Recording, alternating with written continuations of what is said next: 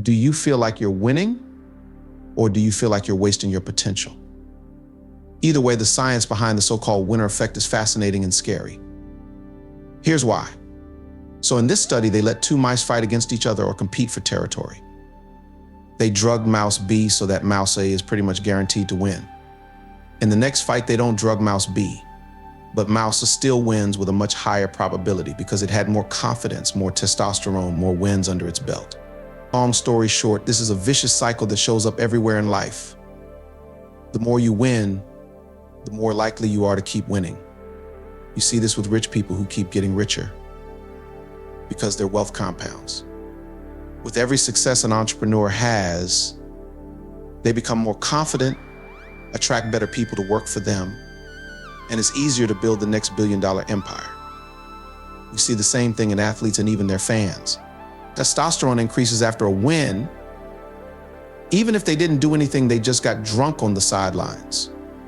And men who have a lot of love interest from women become more attractive because of the existing love interest. Winning a competition improves your biochemistry and cognitive abilities to win again. But on the flip side, if things aren't working out, you feel stuck, full of self-doubt, feel like you're losing. You're more likely to lose, which makes you feel worse, which makes things even harder. So the way I think about the winner effect for me is, you're either on an upward spiral or a downward spiral. How much positive or negative momentum do you currently have in your life? This is the 5th video in our 90-day goal series. And it's a good time to reflect and see what spiral we're on. Regardless of the results we got this year, we can tap into the winner effect at will with just a few simple tweaks. My uncle Andrew Huberman also shared a very good tool to do that. Science, let's do it. This year, I've noticed that I've built up some negative momentum.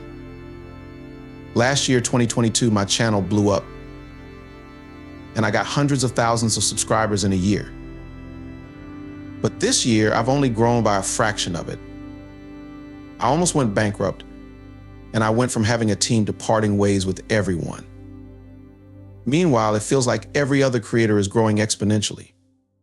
You can see throughout different times and areas of my life how the results that I got and the feeling of winning affected my ability to continue to win. Now, here's the exciting part. No matter what results you get, even if you have no track record of winning, the winner effect is all about perception. And this is deeper than just about a book with some interesting studies and a cool concept. It's about developing a healthy relationship with results. How do you feel about the results that you got this year? When I'm in this negative spiral, I realize that I tend to forget all the wins that I've had until then. But what has helped me is just remembering past wins, bathe in it, take a bath in it. And it's so easy to discount them. Well, that wasn't a big deal. That doesn't really count. That's what everyone does. Doesn't make it not a win. Maybe you're like, I've done literally nothing in my life. When you look up the word mediocrity, it literally has a picture of me in it, then just start celebrating tiny wins that you've had. A lot of people were like, no, but what if you don't have any successes? How do you get started? Did you get dressed this morning? Did you get in front of the computer? It's smaller evidence, but you have enough evidence to make the claim that you can do this. Here's the thing, winning is subjective. Your brain doesn't know the difference between what actually happened and what you think happened. For example, in a recent community call, one of our members, Max, shared that he actually hit his goal for the 90 days, which was to get 3 clients. But it doesn't feel really like a success because I don't feel like I had much control over these results because he was trying direct outreach and they just came from different sources. And he wasn't really proud. He felt a bit defeated even though he's hit his goal. For example, you could lose a boxing match but still be like, yo, I survived 4 rounds. Look at these shots that I gave him. Boom, boom, boom, boom. You could get rejected by that hot, saucy person that you've been eyeing for so long and go, HM, they must think I'm out of their league, and then you go back to your basement. I don't know, it's all subjective. So the first way to tap into that upward spiral is by building the muscle of acknowledging your wins, even if you have to dig for them. A great habit I found is just writing down 3 wins at the end of the day. It's simply repetition until your brain builds the neural connections that then make it automatic. But wait, there is great, great danger. If you do this wrong, it could destroy your life, your family, your country, the universe. Celebrating the wrong wins can actually be demotivating. So I asked my biological uncle, Uncle Andrew Huberman, about this, and some of you mentioned, wow, I didn't know he was your uncle. Well, of course he is. And I also did interview him. Many people probably believe that if you tell a child or an adult that they're really good at something, that it would bolster their motivation to engage in that activity. It does not. In fact, the exact opposite happens. A paper from Dr. Carol Dweck, as well as her colleague Claudia Muller, they essentially gave feedback that was linked up with a child's intelligence, telling a kid they're smart, they're talented, or they gave them what was called effort feedback. You tried really hard on that problem. It was great the way that you applied effort. When they were then later offered problem sets that were either challenging or were of the sort that they knew they could perform well on, first of all, the kids that got the intelligence-based feedback when they encounter challenges, they are likely to go with the least amount of challenge so that they can continue to get the praise that they had received previously about being smart or talented. Whereas the kids that got feedback about their strong effort more often than not, they picked the harder problems that stood to teach them more. And guess what? The kids that are rewarded for effort and that continue to pick harder problems outperform the kids that are given the intelligence praise and feedback by a large margin. As we all give ourselves feedback, rewarding yourself for effort is the best way to improve performance. This is where I realize I have not had a great relationship with results.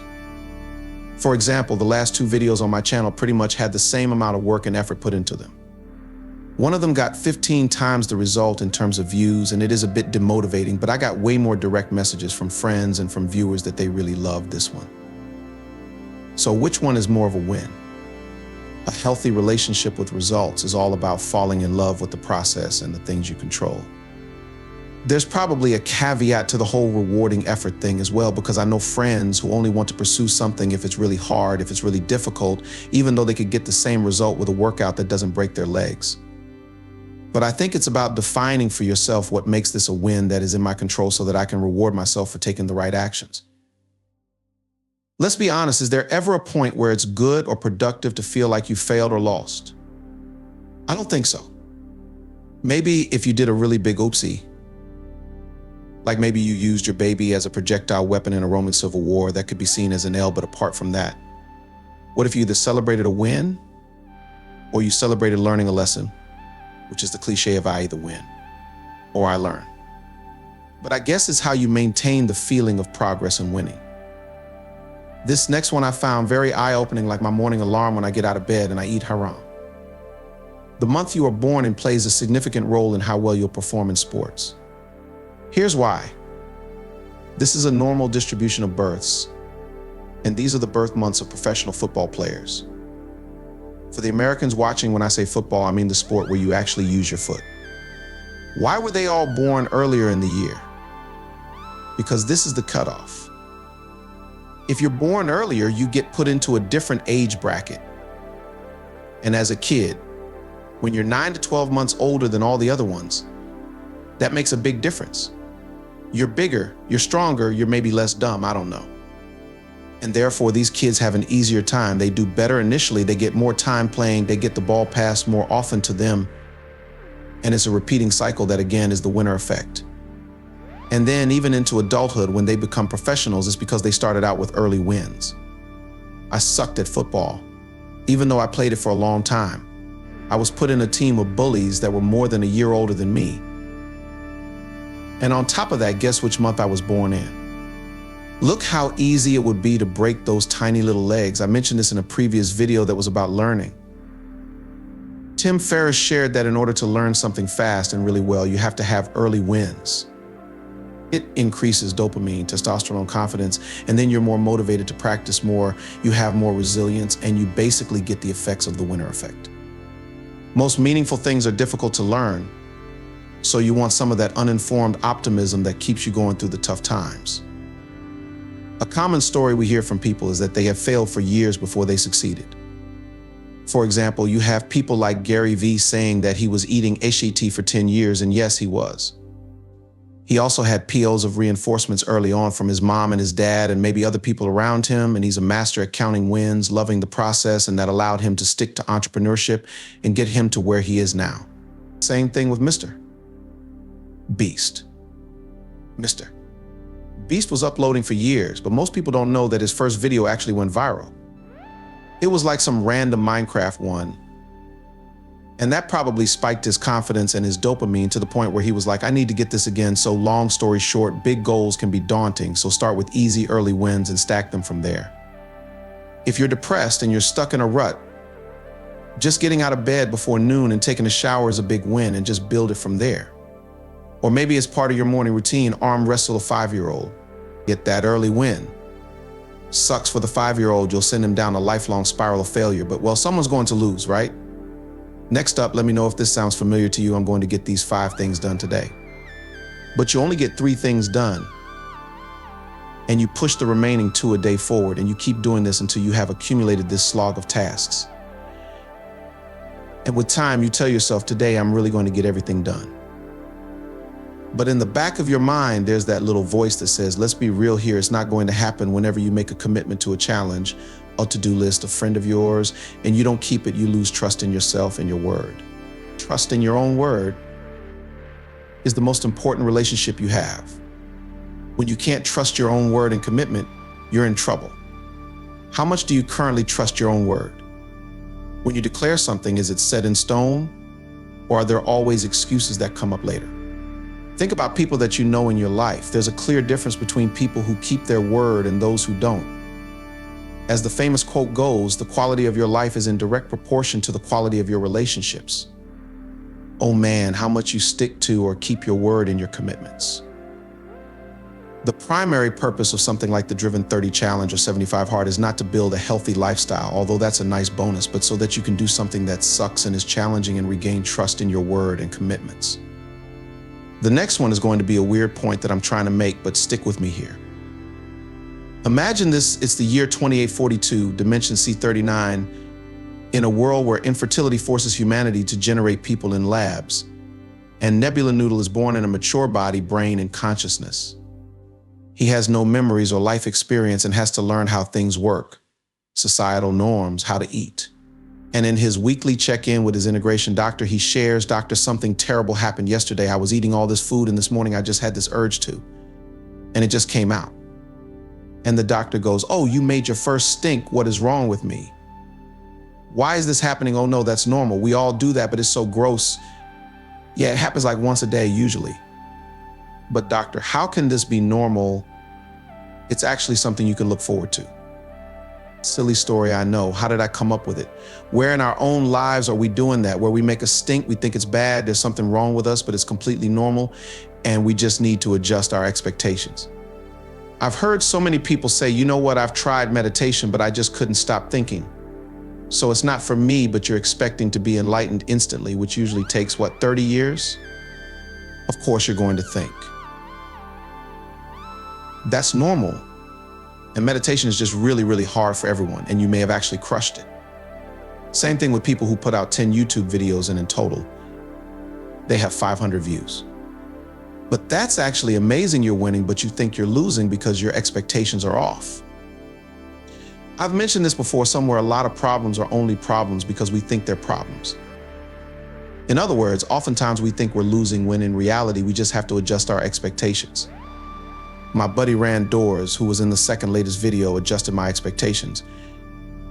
It's tough because I've been going through a little bit of this as well. The circular sort of rhythm of progression can be painful. You know, the thing I try to remind myself of is that it's a spiral, not a circle. So it feels circular because you come. Yeah, exactly, but it actually spirals upward. So all these cringy motivational posters, they make sense. Except for this one, maybe what is what, how did he what? This final one, I believe, is the most powerful way to tap into the winner effect at will. It's used by Olympic athletes, the US. Military, the Navy SEALs. We train with taught us this one as one of the 4 pillars of mental toughness. And I would say it's the most important practice that I was lucky to learn about when I was at my lowest and I had to achieve what felt impossible at the time. I told the full story a while back on my channel. When I was 20 years old, I was forced to leave Australia because my visa had expired and I'd been there for a year. I found a girlfriend, but I promised her to make it back. But the only way I found was to build a business so I could make money online and come back on a tourist visa. And it seemed impossible at the time. I was absolutely clueless about everything and I felt defeated right from the beginning. But I read about visualization. And every day I would visualize myself making it back to Australia with so much emotional intensity. And I brainwashed myself to the point where I would have recurring dreams of being back in Sydney, Australia, reunited with my friends there. Tears of joy streaming down my face. And then I would wake up in the middle of the night and notice my face was actually wet because I was crying in my sleep again. Your brain doesn't know much of a difference between what's real and what's imagined, and visualizing this positive future again and again had ignited a certainty inside of me that I shouldn't have had, but now I did. And I saw possibilities and opportunities open up that I couldn't even see before. I'm not talking about some spiritual law of attraction, new age stuff here. It creates certainty and confidence where there isn't any confidence yet, which allows you to move forward and get the results that then confirm the confidence that you had in the first place. Everything I've ever visualized repeatedly and deliberately has come true, and I stopped doing it, and I don't know why. If you visualized and celebrated your future wins now, how would you feel?